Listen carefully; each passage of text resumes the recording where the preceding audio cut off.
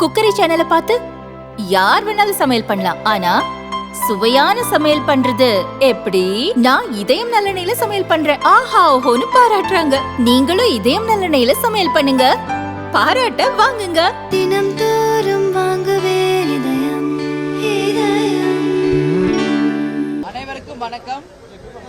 இன்றைக்கு தேசிய முற்போக்கு திராவிட கழகத்தினுடைய நிறுவன தலைவர், எங்கள் அன்பு தலைவர், இதய தெய்வம் கேப்டன் அவர்களுடைய 73வது பிறந்த நாளை தமிழ்நாடு முழுக்க வறுமை ஒழிப்பு தினமாக, அனைவருக்கும் உதவும் ஒரு தினமாக அன்னதானங்களும் பல்வேறு நலத்திட்ட உதவிகளும் கோவில்களில் பிரார்த்தனைகளும் செய்யப்பட்டு தமிழ்நாடு முழுவதும் தலைமை கழகத்தில் இருந்து தொண்டர்கள் வரைக்கும் அனைவரும் இன்னைக்கு தலைவருடைய பிறந்த நாளை வெகு விமர்சையாக கேப்டன் அவர்கள் எங்களுக்கு சொல்லிக் கொடுத்தது போல் இயன்றதை செய்வோம் இல்லாதவர்க்கே என்கின்ற அவருடைய வழித்தடத்தை நாங்களும் தொடர்ந்து அவருடைய பிறந்த நாளை இதை வறுமை ஒழிப்பு தினமாக, மக்களுக்கான ஒரு தினமாக நாம் கொண்டாடி கொண்டிருக்கிறோம்.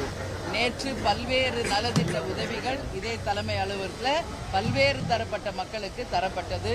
எம்ஜிஆர் ஸ்கூலுக்கு எப்போதும் தருவது போல் இப்பொழுது மதிய உணவு, காலை உணவும் தேசிய முற்போக்கு திராவிட கழகத்தின் சார்பாக வழங்கப்பட்டுள்ளது. எங்கள் நிர்வாகிகள் அங்கு சென்று குழந்தைகளுக்கு உணவு பரிமாறிக் கொண்டிருக்காங்க.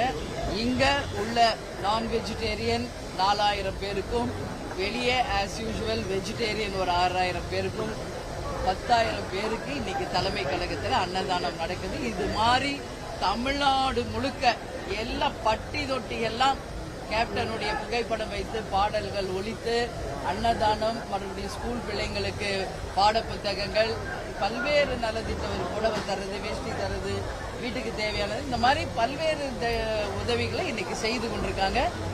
தேமுதிகவை சேர்ந்த அனைத்து மாவட்ட செயலாளர்களுக்கும், நிர்வாகிகளுக்கும், தொண்டர்களுக்கும் தலைமை கழகத்தின் சார்பாக சார்பு அணி நிர்வாகிகள் எல்லாருக்கும் கேப்டன் பிறந்தநாள் வாழ்த்துக்களை தெரிவித்து, இயன்றதை செய்வோம் இல்லாதவரை மிக சிறப்பாக கொண்டாடும் அனைவருக்கும் வாழ்த்துக்களை நாங்கள் தெரிவித்துக் கொள்கிறோம்.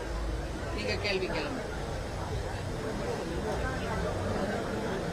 அதே மாதிரிங்க உங்க எல்லாருக்கும் நான் எல்லா மீட்டிங்லயும் எல்லா பிரஸ் மீட்லயும் சொல்றதுதான், உள்ளம் தேடி இல்லம் நாடி, அதே போல மக்களை தேடி மக்கள் தலைவர் ரத யாத்திரை இப்போ இலங்கை வாழ் தமிழர்களால் தலைவர் அவர்களுக்கு பரிசாக தரப்பட்டது.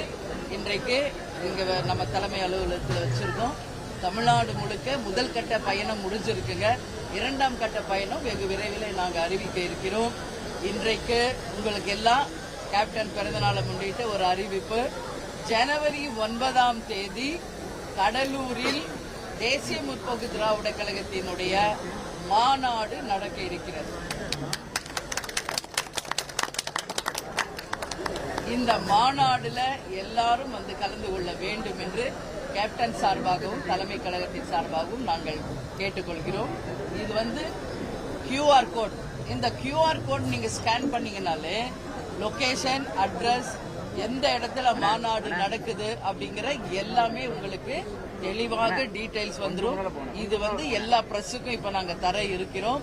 எனவே இது வந்து நீங்க ஈஸியா வந்து ஐடென்டிஃபை பண்ண முடியும் அப்படின்றது இந்த நேரத்தில் நான் தெரிவிச்சுக்கிறேன். ஜனவரி 9 மாநாடு கடலூர்ல நிச்சயமாக மிகப்பெரிய ஒரு மக்கள் வந்து போற்றக்கூடிய, விரும்பக்கூடிய ஒரு மாபெரும் வெற்றி மாநாடாக அமைய போகிறது என்பது உங்களுக்கு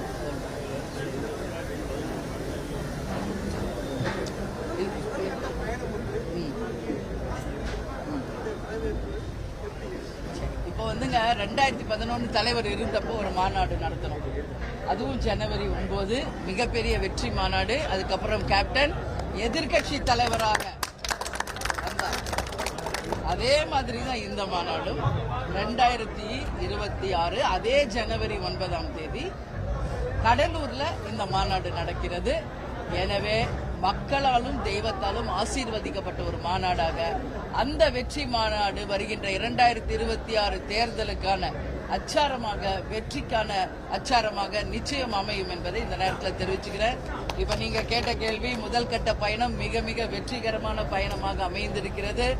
போகும் இடமெல்லாம் கழக நிர்வாகிகளும் தொண்டர்களும் பொதுமக்களும் மிகப்பெரிய அளவுல கேப்டனுடைய ரதத்தையும் வரவேற்று மிகப்பெரிய அளவுல ஒரு திருவிழா கோலமாக இருந்தது எல்லா தொகுதியிலும். காலை நேரத்தில் பூத் கமிட்டி அமைப்பது, BL2 எங்க கழக நிர்வாகிகளோட கலந்தாலோசனை என்று அடுத்த கட்ட கட்சி வளர்ச்சி, உறுப்பினர் சேர்க்கை, அடுத்த தேர்தலுக்கு தயாராக வேண்டியது. 234 தொகுதிகளுக்கும் வேட்பாளர்களை இப்பொழுதே தேர்ந்தெடுங்க. எல்லாருமே களத்தில் வேகமாக பணியாற்ற வேண்டும். ஏன்னா 2026 தேர்தல் நிச்சயமாக தமிழ்நாட்டுக்கு மிக மிக முக்கியமான ஒரு தேர்தல். கேப்டன் இல்லாமல் தேமுதிக சந்திக்க போகும் முதல் தேர்தல். எனவே அனைவருமே இந்த தேர்தலில் மிக மிக உற்சாகமாக, மிக மிக அர்ப்பணிப்போடு பயணிச்சுக்கிட்டு இருக்காங்க, ஒர்க் பண்ணிக்கிட்டு இருக்காங்க. கேப்டன் எப்பயுமே சொல்வார், நான் தலை குனிந்தாலும் என் தொண்டனை தலை குனிய வைக்க மாட்டேன். இன்னைக்கு கேப்டன் கொஞ்சம் உடல்நிலை சரியில்லாதப்ப கட்சி கொஞ்சம் தொய்வு நிலையில் இருந்தது. எனக்கும் தலைவரை தவிர இந்த உலகத்தில் எதுவும் முக்கியம் இல்லை. அதனால என்னோட ஃபுல் கான்சன்ட்ரேஷன் அவர் எப்படியாவது காப்பாற்றணும். அதனால தான் உலகமெல்லாம் அவரை நான் ட்ரீட்மெண்ட் கூட்டு போனேன். இப்போ தலைவர் மறைஞ்சு 1.5 வருஷம் ஆயிடுச்சு. மிகப்பெரிய பொறுப்பை, மிகப்பெரிய கடமையை எங்க கையில கொடுத்துட்டு போயிருக்காரு. அவரோட கனவுகளையும் பொன்னான திட்டங்களையும், அவர் எதுக்காக தேமுதிகவை ஆரம்பித்தாரோ அந்த அனைத்தையும், கொள்கைகளையும் லட்சியமும் வெல்வதே தேமுதிகவை சேர்ந்த எல்லாருடைய லட்சியமாக இருக்கிறது. எனவே நிச்சயம் அவரோட பொன்னான திட்டங்களை மக்களை கொண்டு சேர வைப்போம் என்று இந்த நேரத்தில் உங்களுக்கு நான் சொல்றேன். அவர் மறைந்து இன்னைக்கு கட்சியை காப்பாத்திட்டு போயிட்டார். கேப்டன் மறைந்து இன்னைக்கு கட்சியை வாழ வச்சுட்டு போயிருக்காரு. இன்னைக்கு தமிழ்நாடு முழுக்க எல்லா பழைய நிர்வாகிகள், தொண்டர்கள் எல்லாம் கழகத்துக்குள்ள, தாய் கழகத்துக்குள்ள வர ஆரம்பிச்சுட்டாங்க. மிகப்பெரிய ஒரு எழுச்சி மாநாடாக, மிகப்பெரிய ஒரு எழுச்சி வெற்றியாக 26 அமையும் என்பதை இந்த நேரத்தில் தெரிவிச்சு.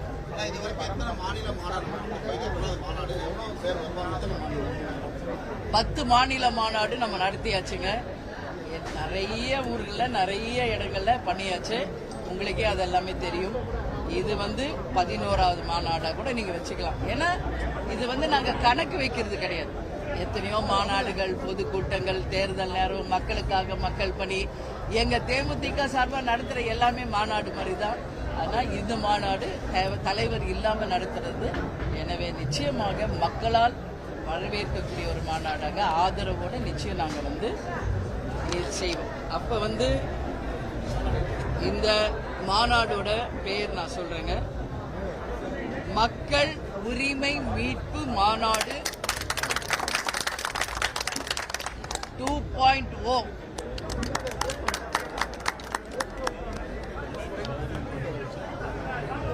இதே டைட்டில் தான் ஏற்கனவே நம்ம 2011 வச்சோம். அது வெற்றி மாநாடு அமைஞ்சு கேப்டன் அவர்கள் எதிர்கட்சி தலைவர் ஆனார். இன்னைக்கு அதே டைட்டிலை மீண்டும் நாங்க கொண்டு வரோம், மக்கள் உரிமை மீட்பு மாநாடு. இது 2.0. அதே நேரத்தில் என்ன நான் சொல்றேன்னா, இன்றையிலிருந்தே கவுண்ட் டவுன் ஸ்டார்ட் ஆயிடுச்சு. கவுண்ட் டவுன் ஸ்டார்ட் என்பதை நான் தெரிவித்துள்ளேன்.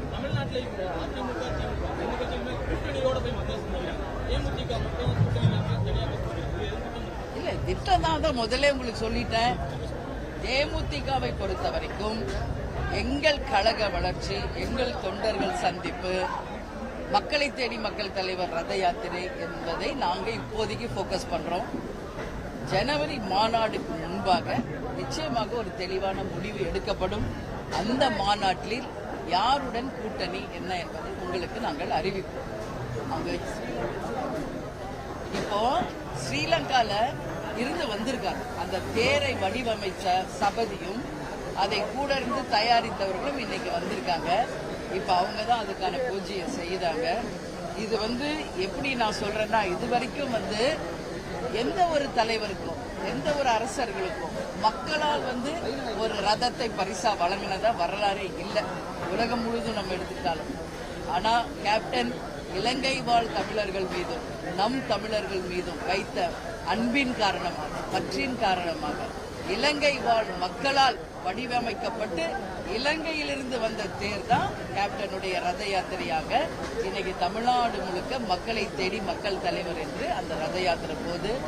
இது சாதாரண ஒரு சரித்திரம் கிடையாது, மிகப்பெரிய வரலாறு. கேப்டன் மக்களை உண்மையில் நேசித்தார். கேப்டன் மக்களுக்கு உண்மையில் உதவி செய்தார்.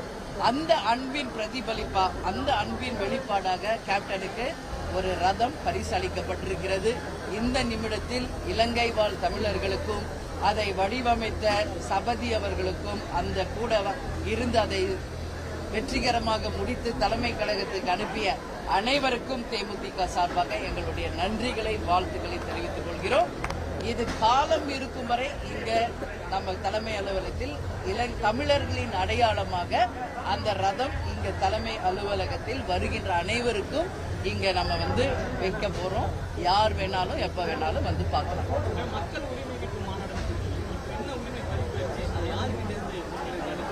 இல்ல, இது அதுக்கான விளக்கம் எல்லாமே உங்களுக்கு மாநாட்டில் நாங்கள் அறிவிப்போம். சரிங்களா? ஏன்னா இன்னைக்கு நம்ம அந்த டைட்டில் கொடுத்துருக்கோம். இப்ப எங்களுடைய 2ஆம் கட்ட பயணம், 3ஆம் கட்ட பயணம் இதெல்லாம் முடித்து நாங்கள் இறுதியாக கூட்டணி முடிவு செய்து அந்த மாநாட்டில் அந்த டைட்டிலுக்கான விளக்கத்தை உங்களுக்கு தெரிவிப்போம். நன்றி.